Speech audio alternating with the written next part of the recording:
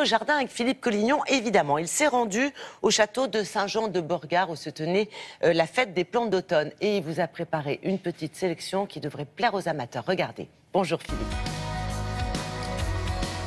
Bonjour, Saint-Jean-de-Borgard fut encore un très bon cru de la plante accro au soleil à celle plus discrète dans l'ombre. Vous allez certainement découvrir celle qui vous convient.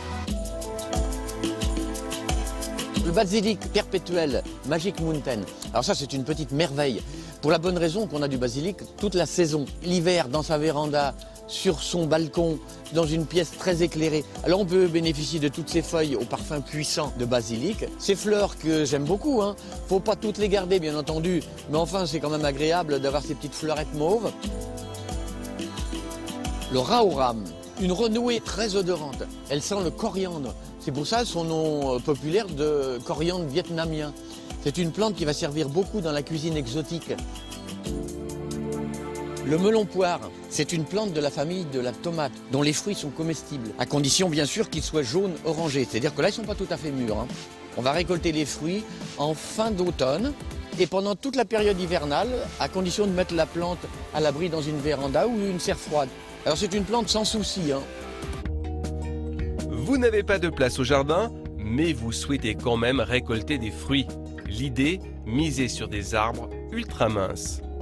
L'intérêt d'avoir un fruitier palissé dans un jardin, c'est son côté plat, donc sur des petites surfaces, c'est très intéressant.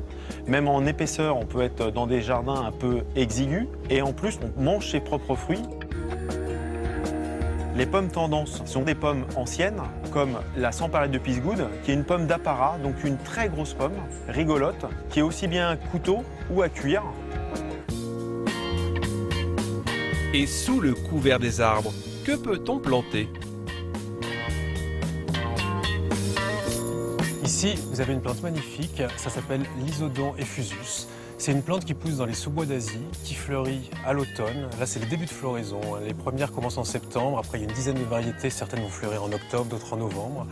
Ça illumine la mi-ombre. C'est très rustique. Une floraison qui dure un petit peu plus d'un mois. Les plus petites vont faire 60 cm. Les plus grandes peuvent faire jusqu'à 2 mètres de haut. Les saxifrages japonais. Ce sont des petites merveilles. Des plantes qui poussent en sous-bois, à l'ombre, donc dans des terrains drainés, c'est des sols humifères riches. Ça ne craint qu'une chose, c'est l'excès de soin. C'est une plante dont il ne faut pas s'occuper. Il ne faut pas qu'elle soit recouverte de feuilles, paillées, etc. Elle se débrouille toute seule, elle craint pas le gel. Les Japonais en sont complètement fous, ils font des marchés spéciaux d'ailleurs de ces petites plantes-là. Il y a des roses, il y a des blancs, il y a des roses verdâtres, il y a toute une gamme en fait de coloris. C'est vraiment le petit bijou du jardin. À noter, prochaine édition au printemps 2016. Belle journée au jardin. Et c'est bien noté. Merci beaucoup Philippe. Tout à fait autre chose.